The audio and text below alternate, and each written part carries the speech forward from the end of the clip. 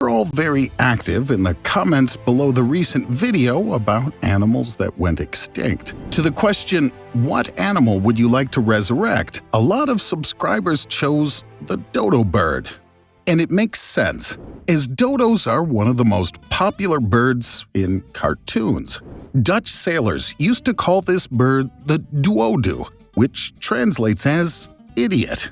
The dodo became a symbol of stupidity due to its inability to fly, its clumsy running, and its complete lack of instincts, which eventually led to its hasty and almost easy extinction. For sailors, it was great because they could quickly kill them for food. But new research has disproved this hardened belief about the simple-mindedness of these birds. Having compared the body size to the brains of these extinct birds, scientists concluded that the dodos were rather clever birds. If scientists collect enough DNA to make a clone, they'll be able to implant it in the eggs of the closely related present-day pigeon. It might make a new, interesting character. But if in the contemporary world people put their ideas regarding bizarre animals into cartoons, in the past, remarkable creatures became mythologized, only these stories weren't funny at all.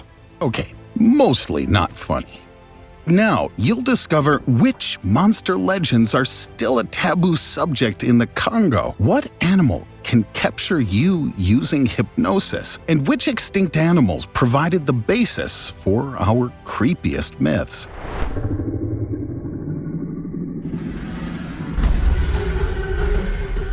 So, what did the strangest extinct animals look like? Show the Cro-Magnon a pug, and it'll be taken for a monster. In the same vein, most extinct animals often seem pretty strange to us. For example, the Platybelodon, a genus of extinct proboscideans living 15 million years ago. And it's terribly funny-looking. Although the beast had 4 terrifying tusks, it just doesn't look sinister at all because it had no trunk. Instead, the beast had a peculiar shovel-like lower jaw, and its whole mouth and lips were elongated. Present-day elephants would certainly laugh at this poor fellow. There's another creature that looks a bit like Platybelodon, and it's called Dinotherium, and it survived until the early Pleistocene. This guy was lucky enough to have a trunk, but its tusks pointed backwards. Scientists are still arguing about how it could possibly use them, because this is kind of what it would look like if you were defending yourself with a knife and threatening your opponent with the handle. We all remember Jim Carrey playing the guy who always said yes. This guy must be the one who always says no. I mean, the slightest nod, and it would injure itself. That's a whole new level of self-deprecation. But there are some other rather peculiar extinct creatures that humans actually got to see with their own eyes.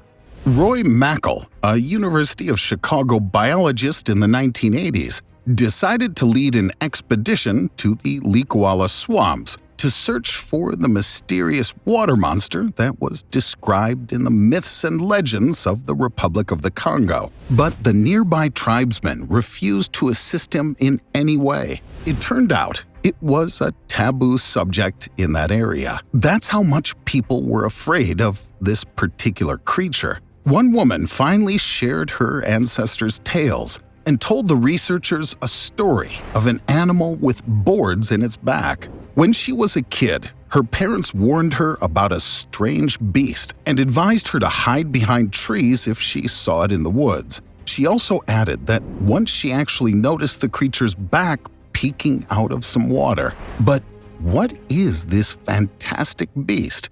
Thumbing through a book with dinosaur illustrations, this woman, who had been scared of the monster since childhood, abruptly set her eyes on a picture of a Stegosaurus. It was also very reminiscent of Spinosaurus.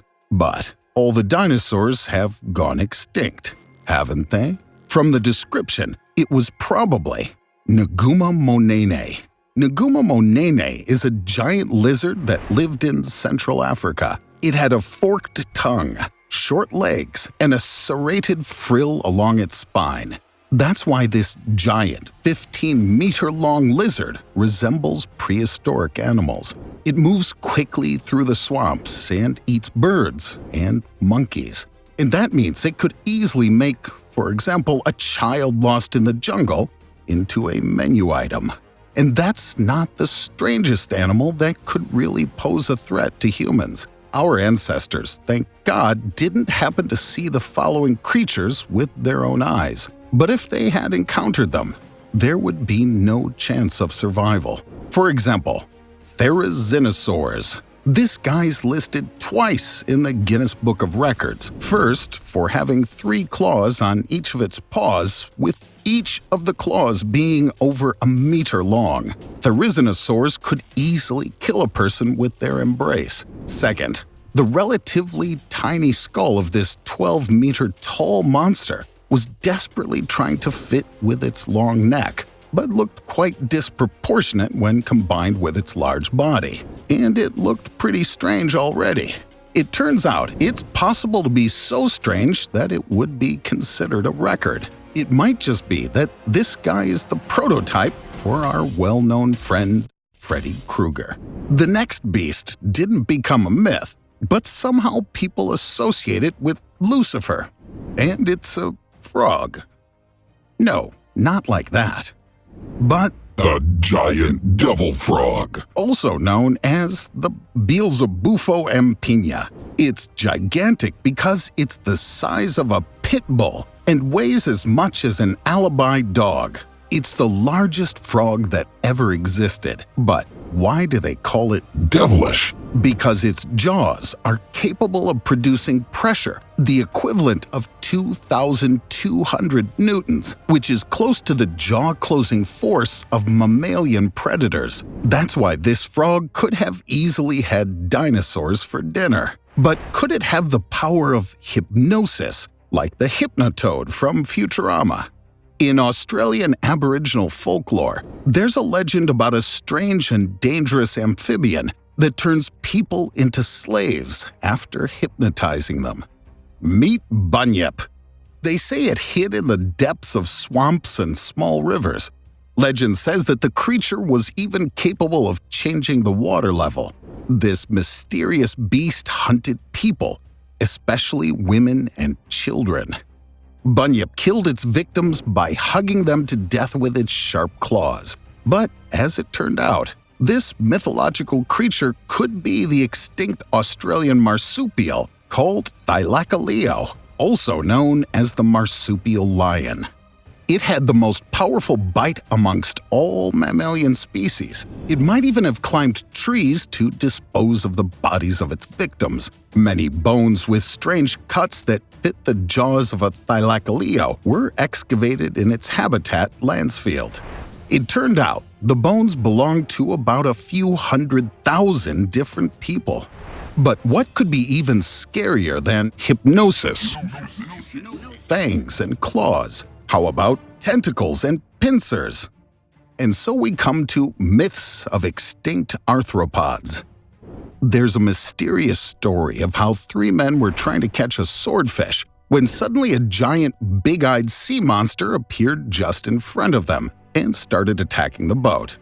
A desperate fight broke out. The monster was round-shaped and emitted a dark liquid with a poisonous smell. The 3 terrified men hightailed it out of there, luckily making their escape. The next morning, the trio lay in their beds, pale, trembling, and refused to eat. These reminiscences were found in the journal of John Batchelor, a 19th century missionary. And no, it was not the Kraken known to us, but another mythological character, the Akoro Kamui. This monster was a huge octopus from Ainu folklore. The Ainu are the indigenous peoples of the Japanese islands. They say its size reached 120 meters. The Ainu believed that Akoro Kamui could heal and transfer knowledge, but it was also unstable and prone to cause harm. It had the ability to self-amputate and regenerate its limbs. People who believe in this creature and its power believe that giving offerings to Akoro Kamui will cure body ailments. In particular, deformities, and broken limbs. Quite possibly, a Korokamui could be a squid that lived during the Cretaceous period. The Haboroteuthis we know so little about, but it was about the size of a colossal squid that could reach 15 meters in length. No less mysterious-looking is Pulmonoscorpius.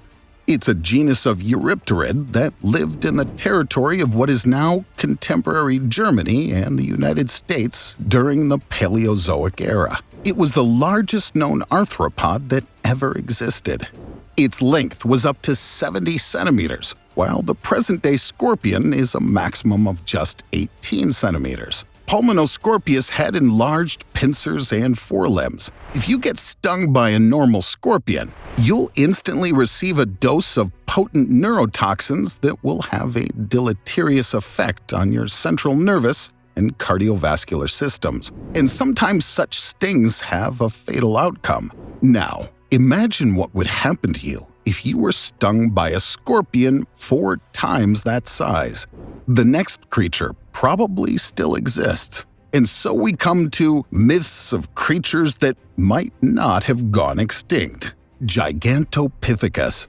Gigantopithecus is a genus of great ape that lived in the late Miocene, Pliocene, and Pleistocene on the territory of what is now present-day India, China, and Vietnam. They were over 3 meters tall and weighed approximately 500 kilograms. The large size of these primates gave them a great advantage over other species. Gigantopithecus rarely fell prey to predators and could cover a large area in search of food.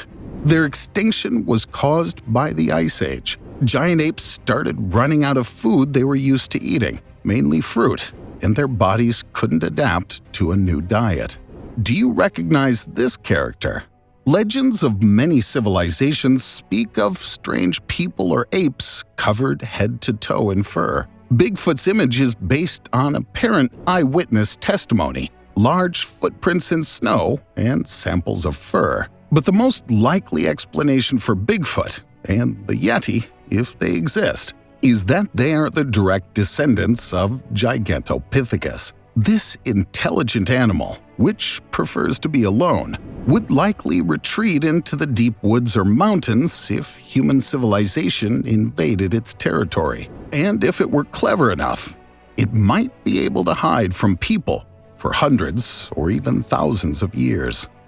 And finally, we come to future legends about strange animals.